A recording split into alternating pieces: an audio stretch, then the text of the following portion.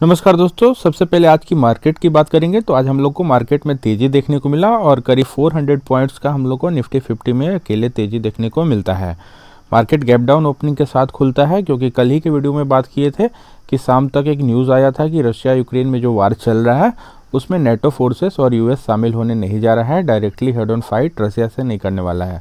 तो इसका पॉजिटिव असर रहा आज ग्लोबल मार्केट्स पे भी और निफ्टी पे भी। और लेकिन 2.5% के इस तेजी के कारण हम लोग को तुरंत से बाइंग नहीं करना है। क्वालिटी स्टॉक जिसमें ग्रोथ हम लोग को अच्छा दिख रहा है, अर्निंग विजिबिलिटी दिखे, उसी स्टॉक को हम लोग को बाई करना है। कुछ स्टॉक में हम लोग अभी एंट्री देखेंगे भी और हम लोग ETFs में मेनली बाई करेंगे। ETFs में आप लोग निफ्टी 20, बैंक 20, ये सब में आप लोग बाई करके चल सकते हैं। कुछ स्मॉल क्वांटिटी ही बाई कीजिएगा और जो अपना मेथड यूज़ करते हैं पहले उसको डिस्कस कर लेते हैं। तो हम लोग एक 20 का मूविंग एवरेज यूज़ करते हैं, जो कि आपको ब्लू लाइन शो कर रहा होगा, और दूसरा हम लोग 200 डेज़ का मूविंग एवरेज को यूज़ करते हैं, जो कि आपको पीक लाइन शो कर रहा होगा। और तीसरा इंडिकेटर हम लोग लगाते हैं पिवट पॉइंट या पिवट लाइन भी बोलते हैं, जो कि आपको सपोर्ट या रेजिस्टेंस बताता है। तो प्राइस 200 डेज़ के मूविंग एवरेज के करीब में चलता है, तो पहला एंट्री हम लोग लेते हैं। तो इस लोकेशन पे हम लोग बाई करने के लिए बोले थे निफ्टी 20 को, तो अगर बाई किए हैं तो तुरंत से एवरेजिंग नहीं करना है। अभी मार्केट और भी फॉल कर सकता है, जैसा अभी ग्लोबल कंडीशन रहेगा उस पर मार्केट डिपेंडेंट है, और 20 का मूविंग एवरेज भी नीचे की तरफ इंक्लाइंड है। तो हम लोग को और भी कुछ दिनों तक और गिरावट दिख सकता है। तो इसलिए हैवी क्वांटिटी में बाई ना करें, छोटा स्मॉल क्वांटिटी में आप लोग बाई करके चल सकते हैं। दोनों ETFs निफ्टी 20 और बैंक 20 को भी आप स्मॉल क्वांटिटीज़ में बाई करके चल सकते हैं। नेटफिट ETF को भी आप लोग थोड़ा बहुत क्वांटिटी बाई करके चल सकते हैं। लेकिन जैसा कि इक्विटी मार्केट में हम लोग को गिरावट देखने को मिला था कल, और आज हम लोग को तेज़ी देखने को मिला, लेकिन गोल्ड ETFs में बहुत ही बड़ा इन्फ्लो हम लोग को देखने को मिल रहा है, क्योंकि जियोपॉलिटिकल कंसर्न है। रसिया और यूक्रेन में जो वार चल रहा है उसके कारण से ग्लोबल मार्केट में बड़े बड़े इन्वेस्टर चिंतित है और वो गोल्ड ETFs में ज़्यादा इन्वेस्टमेंट कर रहे हैं। और प्रीशियस मेटल्स और गोल्ड में हम लोग को इस साल बहुत ज़्यादा इन्फ्लो देखने को मिल रहा है। करीब $4.7 बिलियन का इन्वेस्टमेंट ETFs गोल्ड में होते हुए दिख रहा है। और हम लोग बात करें पिछले साल करीब $7.8 बिलियन का आउटफ्लो देखने को मिला था गोल्ड और सिल्वर में। तो जैसा कि आज हम लोग को इक्विटी मार्केट में तेज़ी देखने को मिला, लेकिन हम लोग को गोल्ड बेस्ड ETF या गोल्ड में हम लोग को गिरावट थोड़ा देखने को मिलता है। कुछ प्रॉफिट बुकिंग हम लोग को देखने को मिल रहा है। लेकिन जैसा कि कल के वीडियो में बात किए थे दोस्तों कि बहुत बड़ा कंसोलिडेशन के बाद से ब्रेकआउट हम लोग को गोल्ड बेस्ड ETF या गोल्ड में देखने को मिल रहा है। तो अगर कुछ बाई करना है तो कुछ कर सकते हैं। तो एक और बड़ा सा ग्रीन कैंडल अगर दिखता है आपको 2-3% का, तो बाई कीजिएगा, नहीं तो 20 के मूविंग एवरेज पे आने दीजिए और इनगल्फिंग पैटर्न बनता है तब आप लोग बाई कीजिएगा। तो एक बड़ा सा ग्रीन कैंडल का वेट करें, कम से कम 1 से 2% का भी ग्रीन कैंडल होगा, तभी आप गोल्ड बेस्ड ETF को बाई कीजिए। और अगला रेजिस्टेंस करीब 45 पे मिलेगा, और फिर उसके बाद अगर इसको ब्रेकआउट देता है तो अच्छा अप मूव गोल्ड में हम लोग को नियर टर्म में देखने को मिलेगा। तो गोल्ड में आप लोग ज़रूर बाई करके चलें। और निफ्टी 50 में एक नया शेयर का एंट्री होने वाला है दोस्तों, वो है अपोलो हॉस्पिटल्स। मार्च से इसको निफ्टी 50 में शामिल कर लिया जाएगा, और IOC इंडियन ऑयल कॉरपोरेशन को बाहर का रास्ता दिखाया जा रहा है, क्योंकि बहुत ही ज़्यादा अच्छा रिटर्न IOC ने निकाल करके नहीं दिया था, केवल डिविडेंड देता है। इसके कारण से इसको निफ्टी 50 इंडेक्स से बाहर किया जा रहा है। तो अपोलो हॉस्पिटल एक बहुत ही क्वालिटी हॉस्पिटल शेयर है, जो कि हॉस्पिटल चेन चलाता है ऑल ओवर द कंट्री में। और हम लोग फाइनेंशियल्स की बात करें अपोलो हॉस्पिटल्स में, तो 8,000 करोड़ के करीब इसका रेवेन्यू 2018 में था, जो कि 2021 में बढ़ के हो चुका है 10,000 करोड़ के करीब। तो हम लोग को लीनियर इंक्रीज तो देखने को मिल रहा है 2020 तक, लेकिन पिछले साल की तुलना में कुछ सेल्स हम लोग को इस साल डाउन होते हुए दिखा है। वहीं हम लोग प्रॉफिट की बात करें तो 120 करोड़ का जहां प्रॉफिट था 2018 में, वो बढ़ के हो चुका है 2021 में करीब 150 करोड़। लेकिन पिछले साल की तुलना में इस साल हम लोग को थोड़ा गिरावट देखने को मिल रहा है प्रॉफिट में, जहां 450 करोड़ का प्रॉफिट पिछले साल 2020 में दर्ज किया गया था। और हम लोग समझ सकते हैं कोविड का सिचुएशन था, इसलिए हॉस्पिटल्स का डिमांड ज़्यादा था, और इसी कारण से इसका रेवेन्यू और सेल्स दोनों बढ़ा था पिछले साल। और इस साल हम लोग को गिरावट नॉर्मलाइज होते हुए दिखा है। तो ये हम लोग मान सकते हैं कि इसमें ग्रोथ अच्छा है। और रिटर्न की बात करें दोस्तों तो 1 ईयर में करीब 50% का बेहद ही शानदार रिटर्न देखने को मिल रहा है। लास्ट 3 ईयर्स की बात करें तो 59% का इस स्टॉक ने रिटर्न निकाल करके दिया है, और लास्ट 10 ईयर्स की बात करें तो 23% CAGR रिटर्न हम लोग को निकाल करके दिया है। तो एक consistent compounder stock Apollo hospitals रहा है।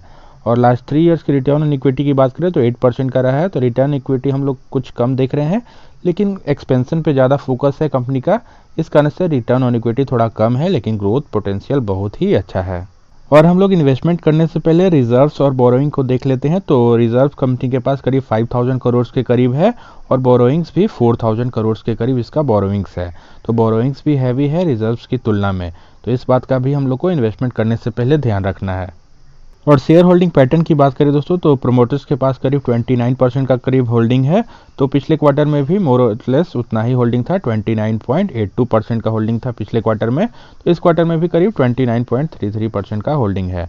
और एफआईआईज़ की बात करें तो बहुत ही ज़्यादा एफआईआईज़ का होल्डिंग इस स्टॉक में है, करीब 52% के करीब एफआईआईज़ का होल्डिंग है, जो कि इस स्टॉक को बताता है कितना एफआईआईज़ का फेवरेट स्टॉक है। और हम लोग बात करें तो इस क्वार्टर में भी एफआईआईज़ ने इसमें स्टेक बढ़ाया है। और डीआईआईज़ के पास भी करीब 12% के करीब का होल्डिंग है और गवर्नमेंट ने भी इसमें इन्वेस्टमेंट कर रखा है 0.23% का। तो गवर्नमेंट ने इन्वेस्टमेंट कर रखा है, जो कि इस स्टॉक के बारे में बताता है हम लोग को कि कितना स्टेबल स्टॉक है, कितना स्टेबल कंपनी है। और पब्लिक के पास बात करें तो 5.86% का होल्डिंग पब्लिक के पास है। तो क्वालिटी स्टॉक में पब्लिक का होल्डिंग कम ही होता है। तो शेयर होल्डिंग पैटर्न बहुत ही ज़्यादा शानदार है दोस्तों, हम लोग देख भी रहे हैं।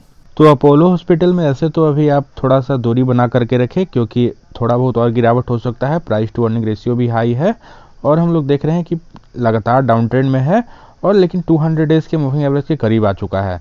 तो अगर मान लीजिए फ्रेश एंट्री ही बनाना है किन्हीं को, तो यहाँ पे ब्रेकआउट का वेट करें और एक बड़ा सा ग्रीन कैंडल आपको दिखता है 3-4% का, तो उसमें फर्स्ट एंट्री बना सकते हैं। बहुत ही स्मॉल क्वांटिटी में बाई कीजिएगा, क्योंकि गिरावट का पोटेंशियल और भी नीचे की तरफ हम लोग को लगता है।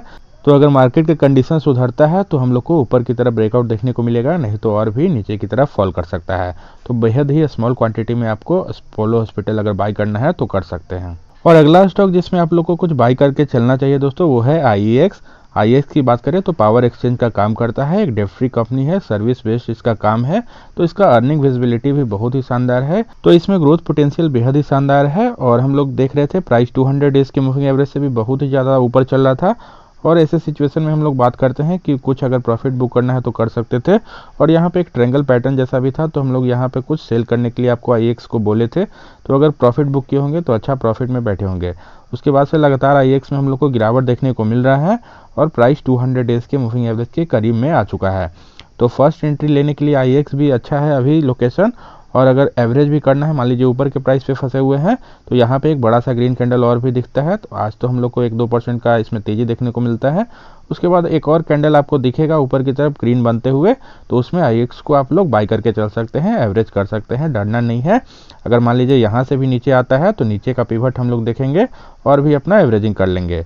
लेकिन हम लोग कभी भी दोस्तों डाउन ट्रेंड में एवरेजिंग नहीं करते हैं। ये बहुत ही हर वीडियोज़ में बात करते हैं कि बार बार डाउन ट्रेंड में एवरेजिंग करने से आपका -20% 30% किसी भी स्टॉक में चला जाएगा। तो लोकेशंस का वेट करें, अगर डाउन ट्रेंड में है तो, और अप ट्रेंड में है तो हम लोग इनगल्फिंग पैटर्न खोज के अपना क्वांटिटी को बढ़ा लेते हैं। तो आईएक्स को भी अपने वॉच लिस्ट में रखें और इसमें कुछ क्वांटिटी आप लोग बाई करके चल सकते हैं। और अगला स्टॉक है दोस्तों सीडीएसएल। देश में सबसे ज़्यादा जिस कंपनी में अभी ग्रोथ है वो है सीडीएसएल, क्योंकि हम लोग जान रहे हैं देश में करीब 6 करोड़ डीमैट अकाउंट खुला हुआ है और देश करीब 131 करोड़ के करीब है। तो कितना ग्रोथ पोटेंशियल है आप खुद समझ सकते हैं। तो सीडीएसएल की बात करें तो मल्टीबैगर रिटर्न हम लोग को 5 में निकाल करके दिया है और उसके बाद से हम लोग को लगातार साइडवेज मोमेंटम इसमें चल रहा था और इसके बाद मार्केट फॉल में ये भी फॉल करते हुए दिखा है। और यहाँ ट्रायंगल पैटर्न भी था, तो ब्रेकआउट नीचे की तरफ है, तो और भी डाउन ट्रेंड हम लोग को सीडीएसएल में देखने को मिल सकता है। तो अगर कुछ क्वांटिटी अगर फ्रेश एंट्री लेना है तो एक बड़ा सा ग्रीन कैंडल का वेट करें 3-4% का सीडीएसएल में, तो बाई कीजिएगा। नहीं तो और भी ट्रेंड डाउनवर्ड का है, क्योंकि 20 का मूविंग एवरेज नीचे की तरफ इंक्लाइंड है, तो और भी फॉल कर सकता है। इसलिए स्मॉल क्वांटिटी बाइंग रिकमेंडेशन है, लेकिन ज़्यादा क्वांटिटी आप लोग सीडीएसएल में अभी फ़िलहाल बाई ना करें, क्योंकि पास्ट में भी मल्टी मेगा रिटर्न निकाल करके दिया है। और हम लोग को वीकली चार्ट पे भी हम लोग बात करें तो वीकली चार्ट पे भी बहुत ही ज़्यादा प्राइस 200 डेज़ के मूविंग एवरेज से दूर चल रहा है। ऐसे में बड़ी गिरावट की संभावना सीडीएसएल में हम लोग देख सकते हैं, थोड़ा बहुत और गिरावट हो सकता है। और अगला स्टॉक की बात करेंगे डीमार्ट। एक quality super chain retail market का बिजनेस करता है और राधा किशन दमानी जी का एक फ्लैगशिप कंपनी है, जिन्होंने शेयर मार्केट से बड़ा पैसा कमाने के बाद डीमार्ट की स्थापना की थी। तो इसमें भी हम लोग बात किए थे कि प्राइस 200 डेज़ के मूविंग एवरेज से बहुत ही ज़्यादा ऊपर चल रहा है। तो ऐसे सिचुएशन में कुछ प्रॉफिट बुक करना है तो कर सकते हैं। और प्राइस टू अर्निंग रेशियो भी इसका 300 को क्रॉस कर चुका था, तो ऐसे में करेक्शन इसका में एविडेंट था। तो उसके बाद से हम लोग को लगातार गिरावट देखने को मिल रहा है और 20 का मूविंग एवरेज नीचे की तरफ परफेक्टली इंक्लाइंड है। तो यहाँ पे कंसोलिडेशन का दौर था, तो इसमें हम लोग बोल रहे थे कि कुछ क्वांटिटी अगर बाई करना है तो कर सकते हैं। तो आज फिर से हम लोग को 4% का तेज़ी देखने को मिला, तो इसी कैंडल में आप लोग बाई भी कर सकते थे। अगर नहीं किए होंगे तो इस पिवट का आप लोग ब्रेकआउट का वेट करें और एक और बड़ा सा ग्रीन कैंडल ऊपर की तरफ 3-4% का क्लोजिंग दे देता है तो डीमार्ट में पहला एंट्री ले लें। अगर ऊपर के प्राइस पे भी फंसे हुए हैं तो यहाँ कुछ एवरेज कर सकते हैं। यहाँ से भी ब्रेकआउट हम लोग को नीचे की तरफ अगर देखने को मिलता है तो फिर हम लोग नीचे का पिवट करीब 3730 पे कुछ और भी एवरेज करेंगे। अगर और यहाँ से भी फॉल हम लोग को होते हुए दिखता है दोस्तों, तो नेक्स्ट करीब 3347 पे पिवट है, तो वहाँ पे और भी एवरेजिंग करेंगे, लेकिन बार बार डाउन ट्रेंड में एवरेजिंग हम लोग को नहीं करना है। और डीमार्ट के बारे में एक और पॉजिटिव न्यूज़ आया है दोस्तों कि गिफ्ट सिटी जो भारत का एक स्मार्ट सिटी है, गुजरात में बन रहा है, उसमें डीमार्ट को एक सुपरमार्केट लगाने के लिए जगह मिल गया है, जगह अलॉट हो गया है, जो कि बहुत ही अच्छी बात है। तो होप आप लोगों को वीडियो अच्छा लगा होगा। अगर वीडियो अच्छा लगा तो वीडियो को लाइक कर दीजिएगा, चैनल को सब्सक्राइब कर लीजिए और अपने दोस्तों में शेयर कीजिए।